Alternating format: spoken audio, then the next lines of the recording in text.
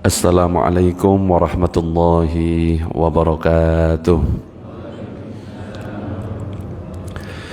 Bismillah walhamdulillah wassalatu wassalamu ala rasulillah Sayyidina Muhammad ibn Abdillah wa ala alihi wa sahbihi wa man walah, la hawla wa la quwata illa billah, amma ba'du. Nawayna ta'alluma wa ta'lim wa tadhakura wa tadhkir wa naf'a wal intifa'a wal ifadata wal istifada wal hasa ala tamassuki bi kitabillahi wa sunnati rasulihi wa du'a ila al-huda wa dalalata ala al-khair wa batigha'a wajhillah mardatihi wa qurbihi wa thawabihi subhanahu wa ta'ala ila hadratin Nabil Mustafa Muhammadin sallallahu alaihi wasallam. Al-Fatiha. A'udzu billahi minasyaitonir rajim. Bismillahirrahmanirrahim. Alhamdulillahi rabbil alamin. Ar-Rahmanir Rahim. Maliki yaumiddin. Iyyaka na'budu wa iyyaka nasta'in. Ihdinas siratal mustaqim, siratal ladzina an'amta 'alaihim ghairil maghdubi 'alaihim waladdallin. Amin. Para jamaah, Bapak Ibu yang dirahmati oleh Allah, alhamdulillah pada kesempatan pagi ini kita masih diberikan kesehatan oleh Allah, masih diberikan kesempatan untuk bisa sholat subuh berjamaah dan juga bisa ngaji bareng. Mudah-mudahan kita senantiasa diberikan keistiqomahan oleh Allah, amin ya rabbal alamin. Para jamaah, Bapak Ibu yang dirahmati oleh Allah, pada kesempatan pagi ini yang akan kita bahas adalah tentang fikih sholat Jumat. Di antara pembahasan kita itu adalah tentang dalil kewajiban sholat Jumat, juga bagaimana hukumnya orang yang meninggalkan sholat Jumat, syarat wajib sholat Jumat, juga untuk wanita apakah ketika mau sholat duhur itu harus nunggu Jumatan selesai atau boleh langsung sholat. Juga bagi wanita apakah boleh ikut sholat Jumat dan lain-lain. Allahumma sholli ala Sayyidina Muhammad. Kalau kita berbicara tentang sholat Jumat, maka disebutkan dalam surat Al-Jumu'ah ayat 9, ya ayyuhalladzina amanu, hai orang-orang yang beriman, idza nudiya lis-sholati min yaumil jum'ah, apabila telah diseru untuk melaksanakan solat pada hari Jumat, fas'au ila dzikrillahi wa dzarul bai', maka segeralah kamu mengingat Allah dan tinggalkanlah jual beli. Dzalikum khairul lakum in kuntum ta'lamun, yang demikian itu lebih baik bagimu jika kamu mengetahui. Ayat ini berisi anjuran untuk mengingat Allah dan larangan melakukan transaksi jual beli ketika kita sudah dipanggil untuk sholat Jumat. Tapi ada perbedaan di antara para ulama dalam masalah kapan waktu dilarang kita jual beli. Kalau menurut Imam Ad-Dhahak, Hasan Al-Basri dan juga Imam Atha, larangan jual beli di hari Jumat itu dimulai sejak matahari tergelincir atau awal masuk sholat Jumat, dan waktunya itu berakhir pada saat sholat Jumat selesai. Jadi kalau sudah masuk waktu sholat Jumat, matahari sudah tergelincir, itu sudah haram hukumnya untuk jual beli. Baru boleh berjual beli lagi ketika sholat Jumat sudah selesai. Sedangkan kalau menurut Imam Syafi'i, larangan melakukan jual beli di hari Jumat itu dimulai sejak azan sebelum khutbah. Azan sebelum khutbah itu berarti azan yang keberapa? Kedua. Azan sebelum khutbah. Betul Pak Dian?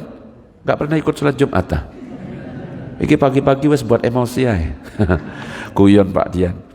Jadi kalau menurut Imam Syafi'i, larangan melakukan jual beli itu ketika hari Jumat itu dimulai sejak azan sebelum khutbah.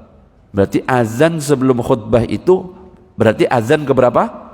2. Jadi kalau misalkan sudah azan sebelum khutbah, maka itu dilarang kita melakukan jual beli dan hukumnya haram. Dan itu berakhir hingga waktu sholat Jumat dilaksanakan. Jadi kalau kita berbicara tentang azan sholat Jumat, kalau di zaman Nabi itu azan cuma satu kali. Di zamannya Abu Bakar azan Jumat satu kali. Di zamannya Umar bin Khattab satu kali. Baru di zamannya Utsman bin Affan umat Islam itu semakin banyak. Apalagi dulu belum ada sound system, speaker itu belum ada. Makanya akhirnya azannya kemudian dua kali.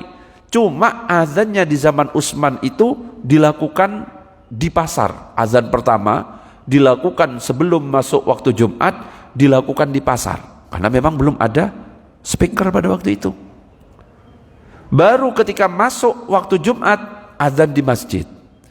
Dan ini yang dipraktikkan sekarang. Cuma kalau sekarang azan pertama dan azan yang kedua, 1 dan 2 semuanya dilakukan di masjid. Kenapa? Karena sudah semakin canggih.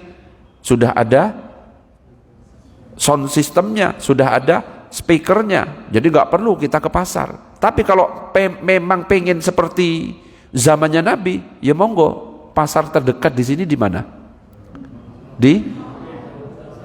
Nah, ke sana jam 10 azan. Ya.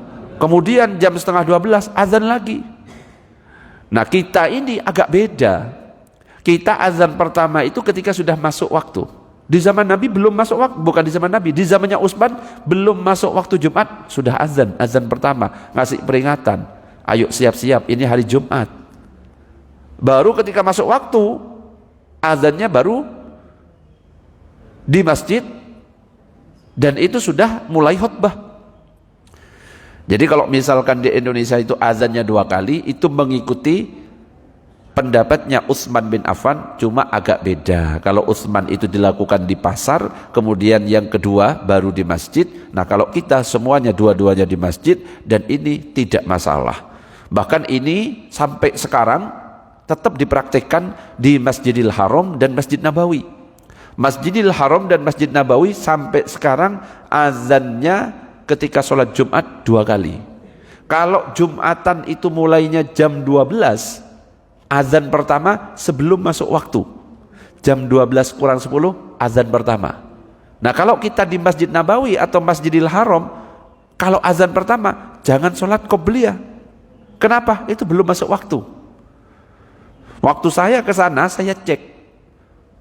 Loh, waktu duhur, waktu tergelincir matahari itu jam 12.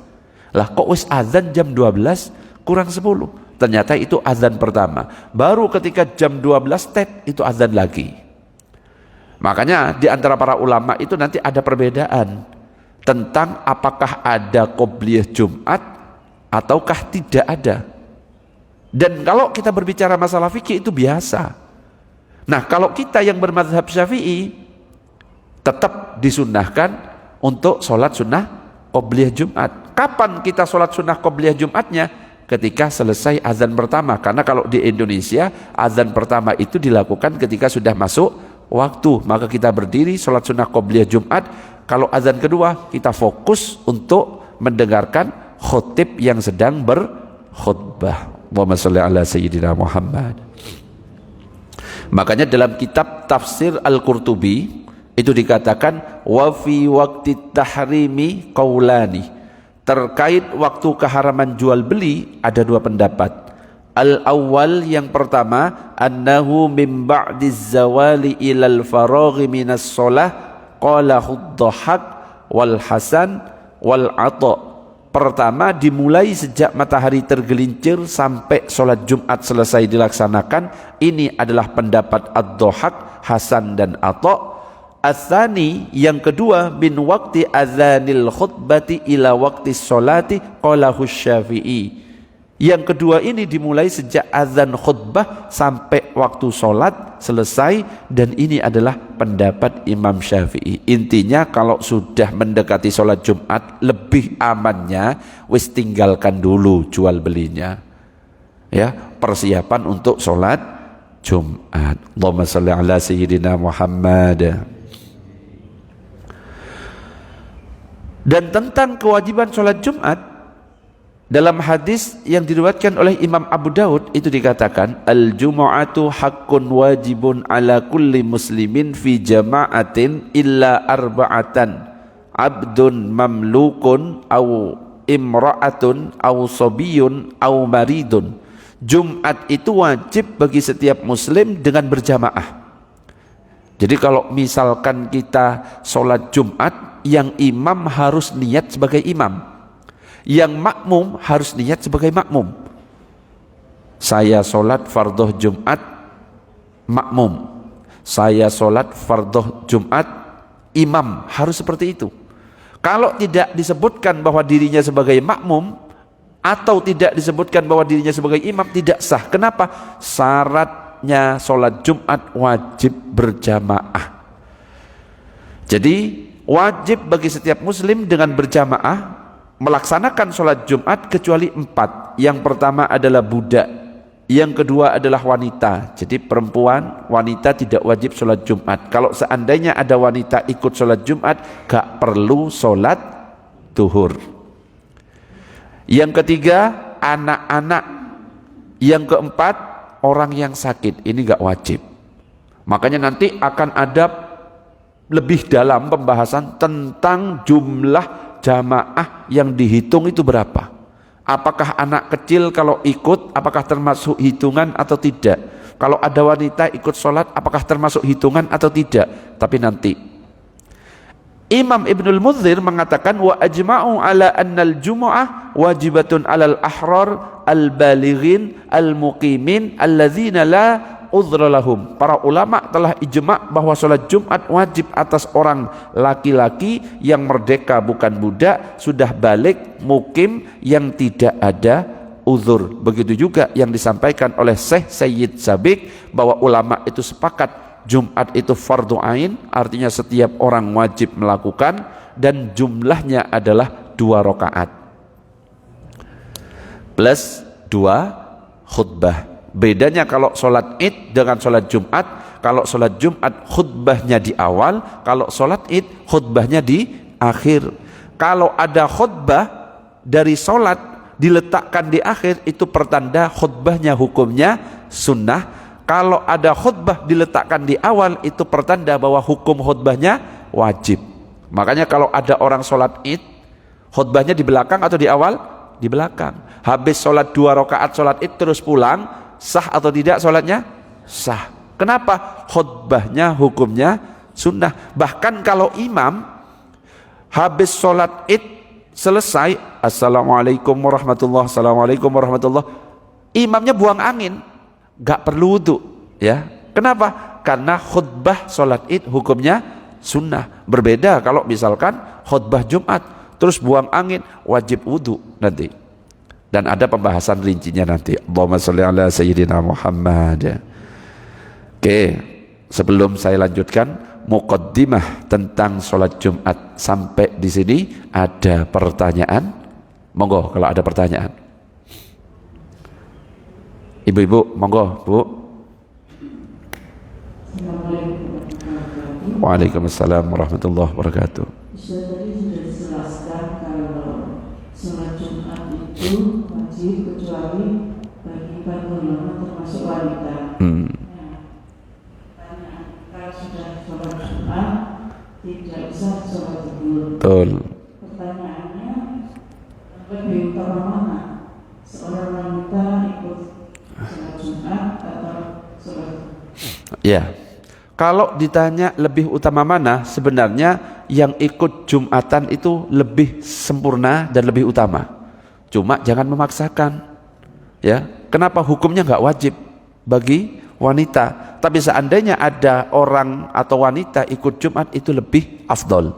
Cuma kan kadang-kadang ada masjid yang tidak menyediakan tempat bagi wanita. Kalau memang menyediakan, contohnya di Masjid Al-Akbar, ada kayaknya ya, di paling selatan pojok kiri. Pak Herman pernah lihat nggak? Kok ngangguk-ngangguk? Ini nggak serius ini. Ditanya ngangguk-ngangguk tapi nggak tahu. Ya, saya pernah sholat Jumat di Masjid Al-Akbar, itu ada tempat wanita di pojok kiri selatan. Memang menyediakan, maka boleh wanita sholat di situ. Ya dengarkan khutbah, ya sholat 2 rakaat, dan nggak perlu mengulang sholat duhur. Tapi kalau misalkan di habis itu langsung boleh sholat atau tidak? Kira-kira kalau ibu-ibu nunggu Jumatan selesai atau langsung sholat, Bu?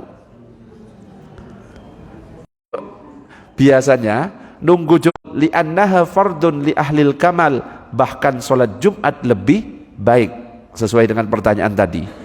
Kalau seandainya wanita kan nggak wajib sholat Jumat, terus milih sholat Jumat, lebih afdol atau enggak? Ini dijawab, bahkan sholat Jumat lebih baik, lebih afdol, karena merupakan kewajiban bagi mereka yang sudah sempurna memenuhi syarat, dan tidak boleh diulangi dengan sholat duhur sesudahnya, sebab semua syarat-syaratnya sudah terpenuhi secara sempurna, kecuali kalau misalkan syarat-syaratnya untuk bapak-bapak kok jumlah jamaahnya nggak nyampe 40. Dalam mazhab Syafi'i jumlah jamaah untuk salat Jumat itu minimal berapa?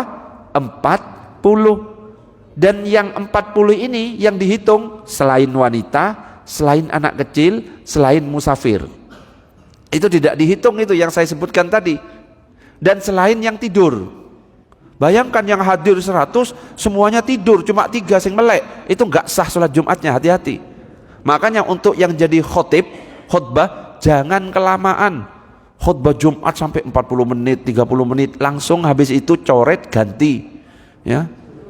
Minimal 7 menit, maksimal paling lamanya 15 menit, itu sudah lama.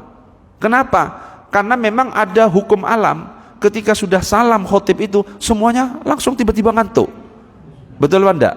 Makanya kalau misalkan bapak ibu kok misalkan punya penyakit gak bisa tidur, hadir sholat Jumat, duduk assalamualaikum warahmatullahi wabarakatuh, langsung tidur itu. Gak tahu, memang kok kayak sistemnya seperti itu. Termasuk saya tidur juga. Lah kalau saya tidur, ada jamaah tidur, itu nggak dihitung lah ya. Jadi yang dihitung sing melek, sing mendengarkan rukun-rukun khutbah, itu yang dihitung. Berapa orang yang mendengarkan rukun-rukun khutbah itu? Maka itu yang dihitung 40 itu. Makanya hati-hati, jangan kelamaan ketika jadi khotib. Ya 10 menit itu wis bagus itu. 10 menit sholat, terus sholat 10 menit khutbah, terus sisanya sholat, itu aman. Jadi kalau seandainya ada wanita ikut sholat Jumat, itu afdol, dan nggak perlu diulangi dengan sholat duhur. Allahumma sholli ala sayyidina Muhammad.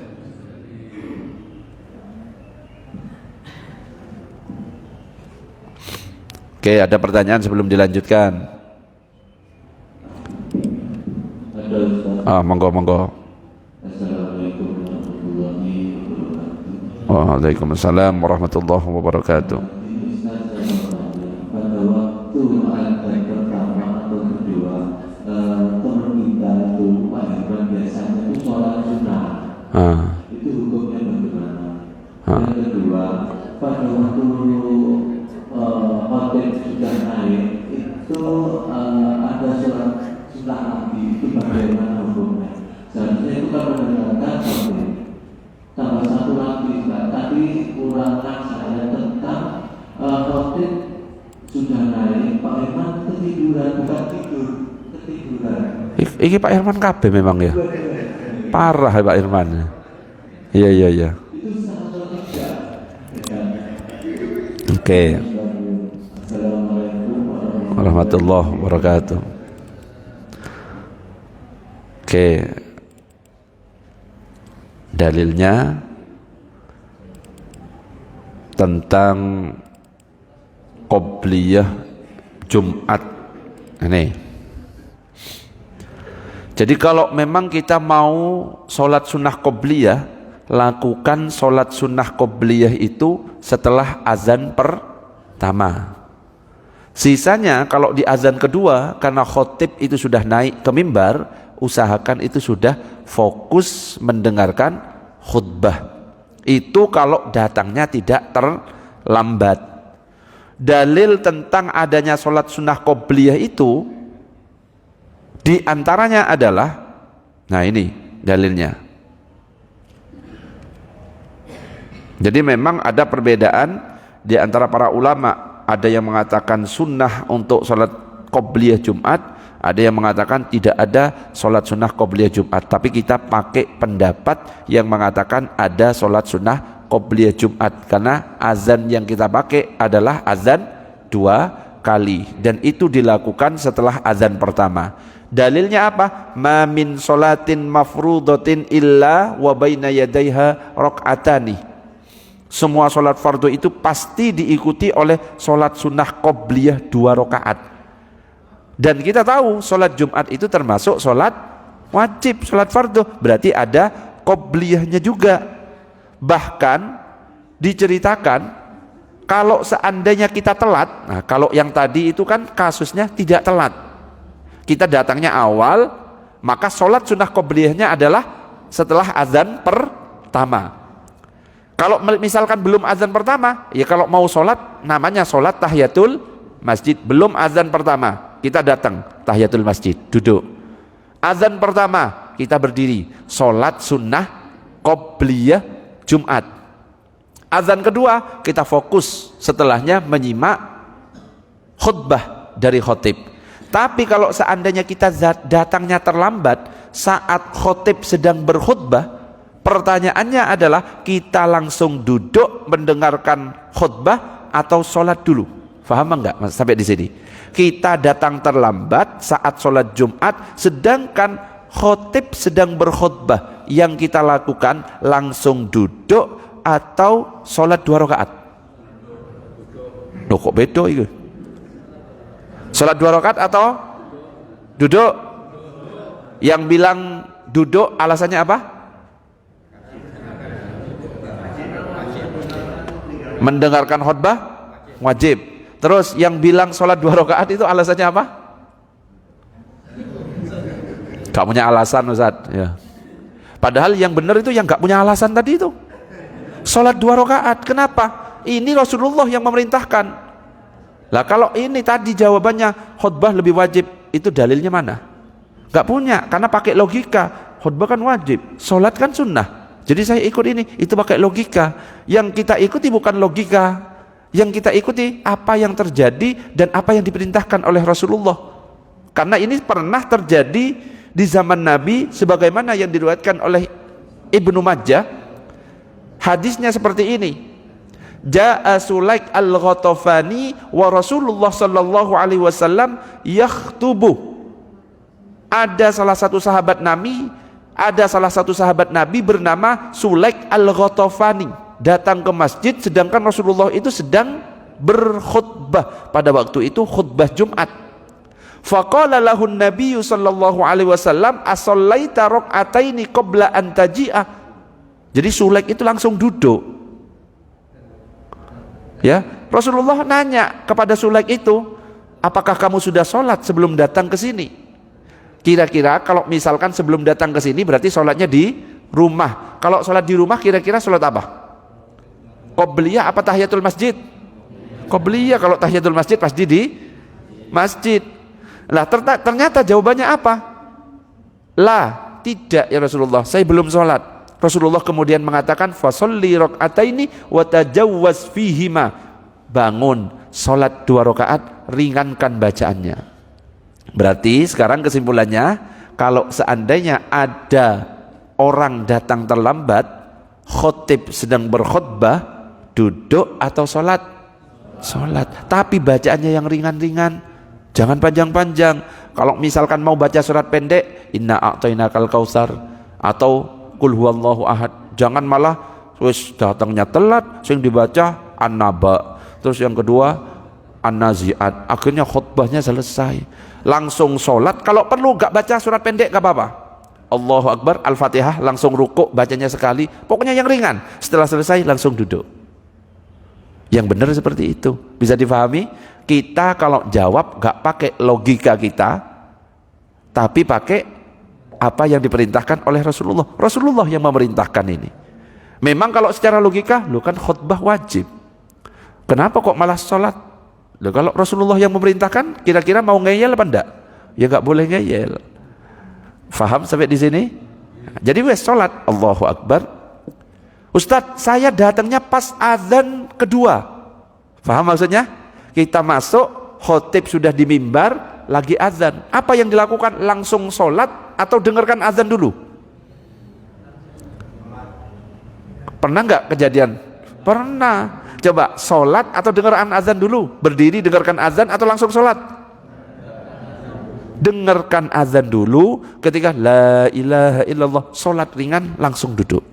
Meskipun beda antara orang yang datangnya saat khutbah berlangsung dengan orang yang sebelum khutbah. Kalau yang sebelum khutbah masuk catatan malaikat, kalau yang datangnya setelah khutbah masuk catatannya Pak Herman. Wih, kita telat iki. Telat. Wes, bisa dipahami sampai di sini? Allahumma shalli ala sayyidina Muhammad.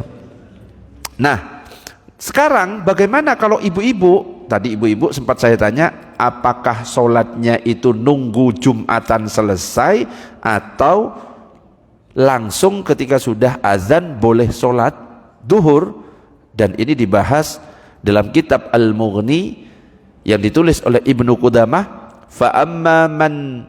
فَأَمَّا مَنْ لَا تَجِبُ عَلَيْهِ الْجُمْعَةِ كَالْمُسَافِرِ وَالْعَبْدِ وَالْمَرْأَةِ وَالْمَرِيدِ وَسَائِرِ الْمَعْذُورِينَ فَلَهُ أَنْ يُصَلِّيَ الظُّهْرَ قَبْلَ صَلَاةِ الْإِمَامِ فِي قَوْلِ أَكْثَرِ أَهْلِ الْعِلْمِ وَقَالَ أَبُو بَكْرٍ عَبْدُ الْعَزِيزِ لَا تَصِحُّ صَلَاتُهُ قَبْلَ الْإِمَامِ. Orang yang tidak wajib sholat Jumat seperti musafir, budak, wanita, orang sakit, dan orang yang memiliki uzur lainnya, mereka boleh melakukan sholat duhur sebelum sholat Jumat oleh imam. Jadi yang penting masuk waktu sholat duhur untuk ibu-ibu sebenarnya sudah boleh sholat duhur, nggak perlu nunggu Jumatan selesai. Ini pendapat dari mayoritas ulama. Meskipun ada pendapat lain, sebagian kecil yang mengatakan nggak boleh, harus Jumatan selesai. Cuma pendapat yang unggul karena ini kebanyakan ulama, nggak perlu nunggu Jumatan selesai, itu sudah boleh. Bisa difahami ibu-ibu? Allahumma shalli ala sayyidina Muhammad. Ada pertanyaan? Monggo. Sebelum dilanjut. Iki apa sih kok ono gambar? Ini file dulu ini. Ini nggak bener ya, sebelum Jumatan kayak gini, setelah Jumatan kayak gini nggak bener. Ini belum tak hapus ini. Tujuan sholat Jumat bukan biar ganteng loh ya, itu memenuhi kewajiban. Oke, ada pertanyaan? Monggo, silakan.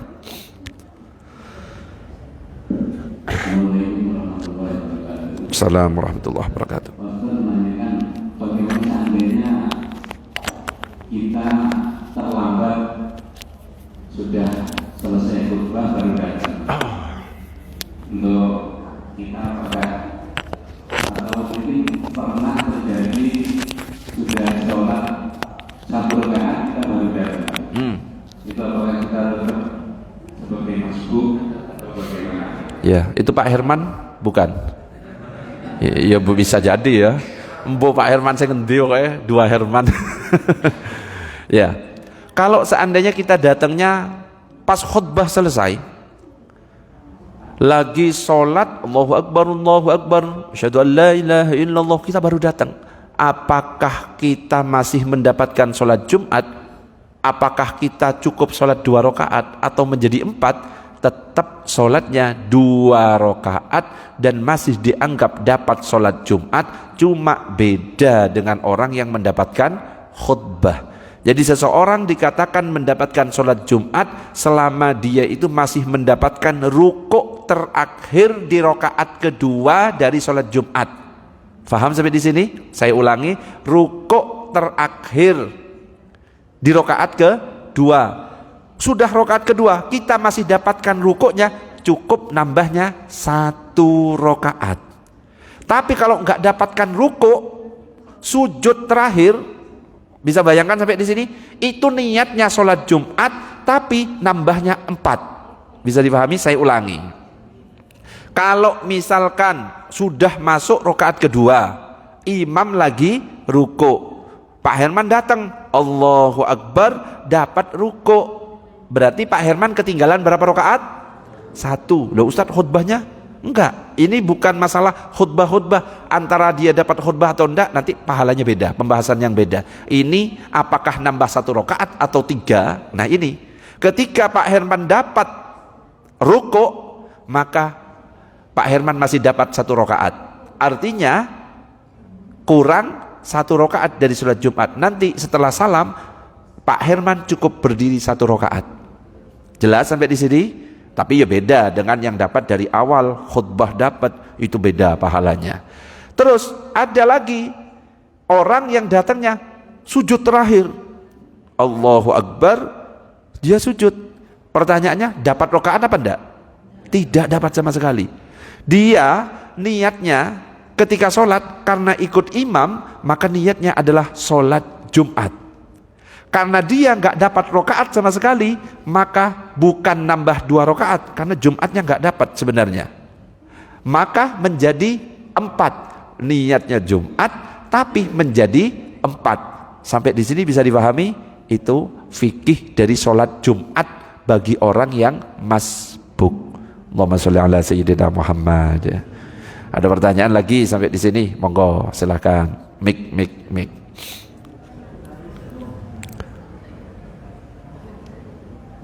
Monggo. Waalaikumsalam warahmatullahi wabarakatuh. Yang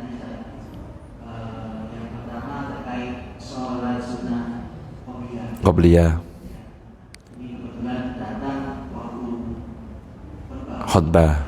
kiranya Pak Herman juga. Oh ini Pak Herman ya. Iya.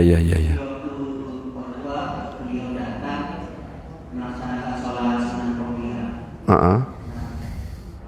Setelah khutbah selesai itu kebetulan imam menegur.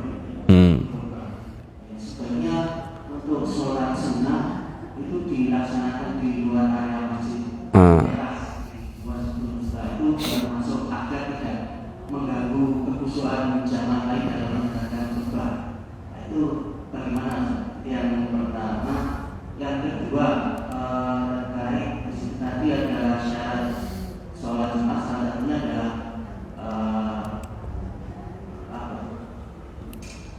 Berjamaah apa? Budak, ya. itu kan tidak wajib untuk Sholat Jumat. ini. Ketika ada dalam pekerjaan suatu perusahaan itu melarang Sholat Jumat. ya, Karyawannya. Karyawan itu budak apa enggak? nah itu kan beberapa poin. Budak. Ya wes, bahai para budak, dengarkan habis ini ya.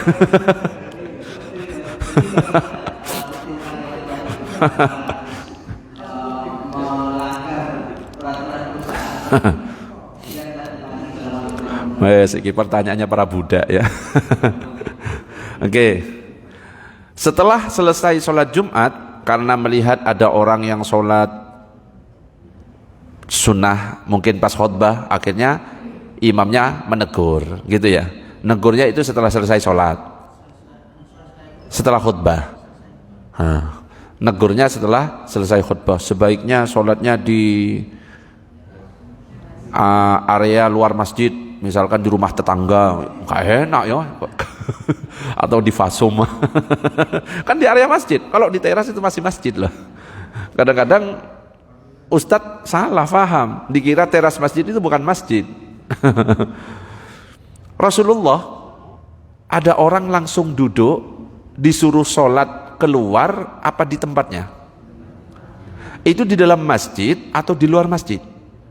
Kalau kelihatan oleh Rasulullah, kira-kira di luar masjid atau di dalam masjid? Dalam masjid. Rasulullah aja memerintahkan, biarkan, ya. Jadi nggak ada perintah dalam hadis itu Rasulullah, hei Sulaik al-Ghatafani, kamu sudah sholat? Belum Rasulullah, keluar. Sholat di luar. Nggak ada. Jadi imam itu nggak punya hak ngusir-ngusir kayak gitu. Makanya sebenarnya anjurannya ketika kita sholat Jumat itu diisinya itu dari sop pertama. Nah kita kesalahannya langsung ngambil duduk senderan di belakang, akhirnya banyak yang longgar. Orang yang masbuk akhirnya mau nggak mau ngisi sholatnya di situ. Nah kesalahan kita yang datang awal itu ngambilnya yang tempat-tempat senderan karena sudah ancang-ancang untuk tidur waktu itu. Makanya isi dulu soft pertama, soft kedua, mau nggak mau yang masbuk itu akhirnya di belakang. Tapi kalau seandainya kok kondisinya seperti itu, bukan berarti ngusir. Rasulullah nyuruh berdiri untuk sholat, bukan keluar sholat 2 rakaat, enggak. Jadi kurang tepat untuk imam yang mengatakan seperti itu, apalagi ngomongnya di depan jamaah, itu seakan-akan mempermalukan jamaah yang masbuk. Masih untung dia sholat. Lo banyak lo orang yang nggak sholat padahal dia mampu sebenarnya untuk datang ke masjid. Jangan. Kalau seandainya mau negur, afdolnya kayak gini, boleh tapi di luar panggung. Negurnya di luar masjid, ya, bukan ngusir untuk sholat di luar masjid. Negurnya nanti, Mas, kalau datang terlambat lebih baik di luar biar nggak ganggu jamaah yang lain. 4 mata saja nggak apa-apa. Itu ya yang pertama. Yang kedua adalah untuk karyawan yang tidak punya kesempatan untuk sholat Jumat. Sebenarnya ketika kita nandatangani kontrak, itu kan harus diperjelas dulu.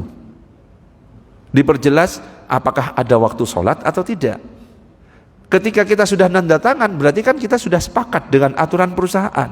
Kira-kira kalau memang aturan perusahaannya nggak ada waktu untuk sholat Jumat, kita tanda tangani, sebenarnya yang salah perusahaannya atau kita yang milih atau yang neken kontrak?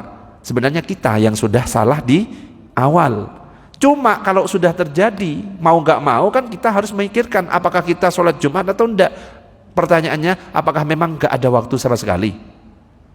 Ya Pak, gimana? Istirahatnya?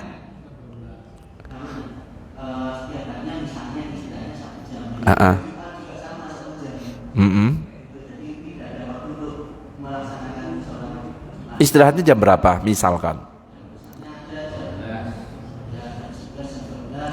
Jam 11 sampai 12. Masih bisa ya? Masih bisa. Wes, cari yang waktu istirahatnya nggak bisa sholat Jumat. Kalau jam 11-12 masih bisa. Meskipun datangnya pas sholat kan masih sah kan tadi? Meskipun telat-telat kan masih sah sebenarnya. Anggap istirahatnya jam 12 sampai jam 1. Jumat masih bisa ya. 12:30 istirahatnya sampai 1:30, wes ya.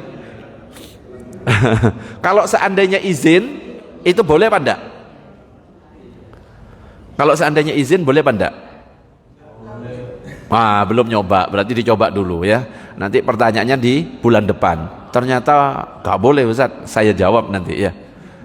Jadi kalau seandainya misalkan nggak boleh, kalau seandainya misalnya nggak boleh, sebenarnya kan kesalahan pertama dari kita yang milih pekerjaan itu karena sudah menandatangani kontrak di situ.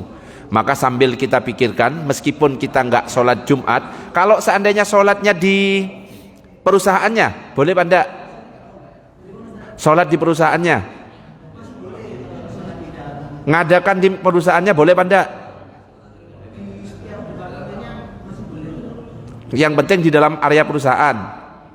Kalau seandainya masih boleh di situ, meskipun nanti harus mengulang dengan sholat duhur. Kenapa? Karena yang hadir di situ kan tidak semuanya orang yang mukim atau yang tinggal di situ. Paham?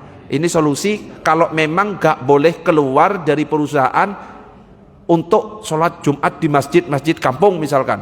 Ada aturan, ya sudah. Karena nanti sholat Jumat ada pembahasannya, gak harus di masjid sholat Jumat itu. Makanya kalau dulu ada orang yang sholat di Monas, itu sah apa enggak?